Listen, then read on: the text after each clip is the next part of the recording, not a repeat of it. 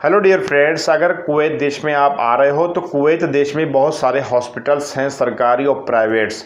और अगर आप खादिम वीज़ा के तहत आ रहे हैं तो क्या हॉस्पिटल का क्या चार्जेस हो सकता है, कैसे आपका यहाँ पर ट्रीटमेंट होगा, किसी भी डिजीज़ को लेकर के ये जानना आप लोगों के लिए बहुत ज़रूरी है। अगर आपको कोई भी प्रॉब्लम्स नहीं ना, आप न्यू आने वाले हो या आ चुके हो या ऑलरेडी कुवैत में हो, तो हॉस्पिटल में कितना खर्चा आता है ये तो आपको पता होगा अगर कुवैत में आप हो तो।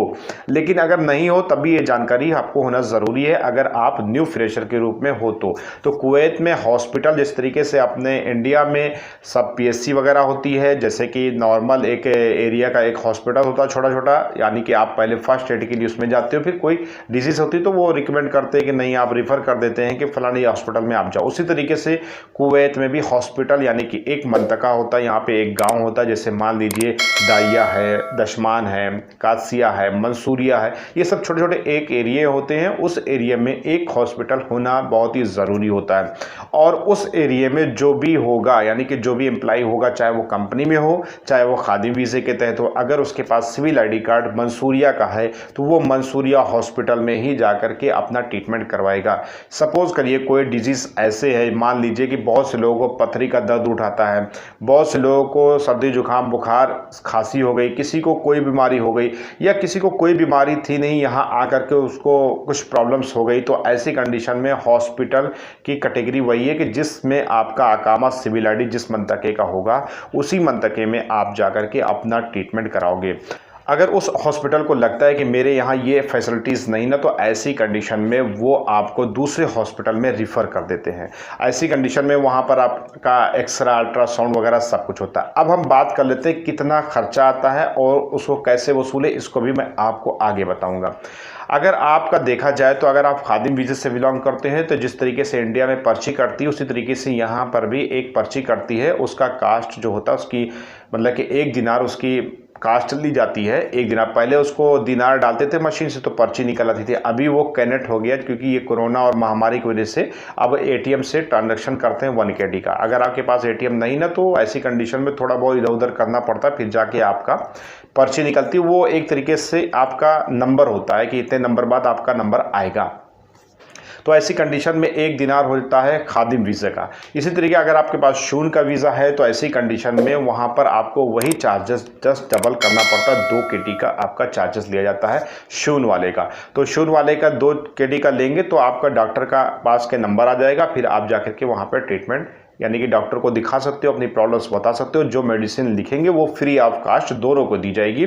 सरकारी हॉस्पिटल की मैं बात कर रहा हूँ, प्राइवेट सेक्टर में तो बहुत कॉस्ट आपको पे करना पड़ सकती है, बहुत ज़्यादा महंगी दवाइयाँ भी होती है। अगर आप एक नॉर्मल से विटामिन C लेने जाएंगे या विटामिन D लेने जाएंगे, विटामिन A लेने जाएंगे तो 5-6 दिनार की टेबलेटें आती हैं। हाँ, डिब्बा थोड़ा बड़ा होता है लेकिन महंगी होती है, बहुत ज़्यादा महंगी होती है। और यहाँ पे एक्चुअली में जो रेट होता है ना उसके ऊपर भी एक रेट चिपकाया होता है, वही रेट से बिकती है दवाई। बाहर बात कर रहा हूँ मैं, अंदर हॉस्पिटल में आपको सारी दोनों कैटेगरी के लोगों को फ्री ऑफ कास्ट दवा दी जाएगी। अब सपोज करिएगा अगर आपको शुगर चेक करानी है, अल्ट्रासाउंड कराना है या ब्लड टेस्ट कराना, तो ऐसी कंडीशन में शून्य से चार्जेस लिए जाते हैं। लेकिन अगर खादिम वीज़ा है तो उसका एक प्रोसेस होता है, एक कागज़ होता है, उस कागज़ को कंप्यूटर में चढ़ाया था, फिर उसके बाद फिर अकाउंटेंट जो होता है मोहर मार के देता फ्री ऑफ कास्ट। आप एक्सरा है, अल्ट्रासाउंड है, आप ब्लड टेस्ट है, शुगर टेस्ट है, मतलब कोई भी टेस्ट आप हॉस्पिटल में करा सकते हो फ्री ऑफ कास्ट खादिम वीज़ा वाले।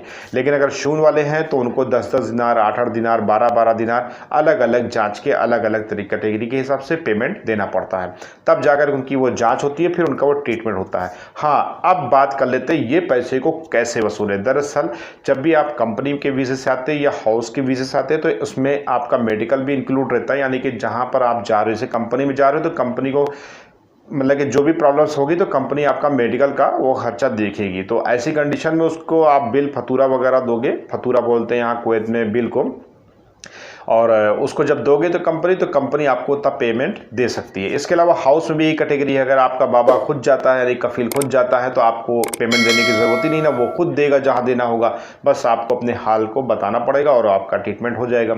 लेकिन अगर मान लीजिए नहीं जाता तो ऐसी कंडीशन में अपने कफील से आप बता सकते हो कि मैं फ़लानी जगह गया था, मुझे इतना खर्चा आया, मुझे ट्रीटमेंट के आधार पर आप इतना पैसा मुझे दो, तो वो आपको पैसा दे देगा, कोई बहुत बड़ा इशू नहीं ना। तो इस तरीके से अपने पैसों को आप वसूल सकते हैं कंपनी के जरिए से और आप अपने कफील के जरिए से, लेकिन आपको इतने चार्जेस देना पड़ेंगे। ये कुवैत हॉस्पिटल से रिलेटेड इन्फॉर्मेशन थी जो मैंने आपको दी। अगर वीडियो अच्छी लगी तो लाइक और चैनल को अभी सब्सक्राइब करो। कुवैत देश से रिलेटेड छोटी छोटी बहुत सारी इन्फॉर्मेशन आपको रोजाना मिलती रहे और कोई भी इन्फॉर्मेशन आपसे छूट न जाए।